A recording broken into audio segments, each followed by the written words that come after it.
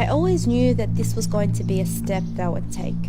At first, I was a little hesitant because I knew things were going to change, but then I decided it was the right decision to make. So on the 1st of January 2004, my journey began and I finally decided to put on the hijab. Every girl who puts on the hijab is faced with some sort of obstacle.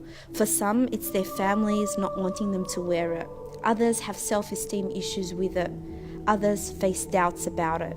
The challenge I faced was one that many others have also faced. Starting and going to a high school with hardly any Muslims and where you're the first Muslim people have met was no easy task. As teenagers, fitting in is the most fundamental thing in high school. Having no friends in high school is something every teenager tries to avoid. So I tried to be like them. Whatever the latest trend was, I went along with it.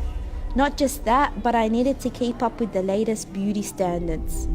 Looking in the mirror for me was an exercise to try and pinpoint all the things wrong with me and that I needed to change. My self-esteem became dependent on the makeup I wore. On top of this, there was no way I could hide the fact that I was not like the other kids at school. I was embarrassed and I would often ask myself why I needed to be so different. So I went about my high school life struggling with my identity, trying to answer the question of who I was really.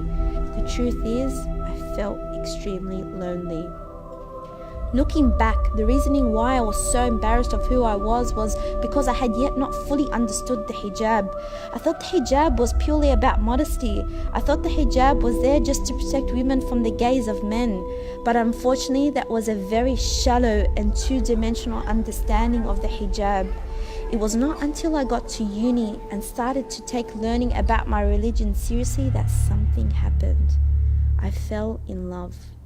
I fell in love with the hijab because I came to understand that it was not simply a piece of fabric draped over my body to conceal beauty and preserve modesty. It was a physical manifestation of my submission and connection with my Lord, an external representation of my inward spirituality. When I learnt the rationale for the hijab presented in the Quran, I was blown away. Not only did it shatter my shallow understanding of the hijab, it proved to me God had validated my beauty. Therefore, I need to make the most of the opportunities and blessings I've been gifted with. Knowing this has actually pushed me to constantly improve myself and ensure my actions and character are in line with the teachings of Islam.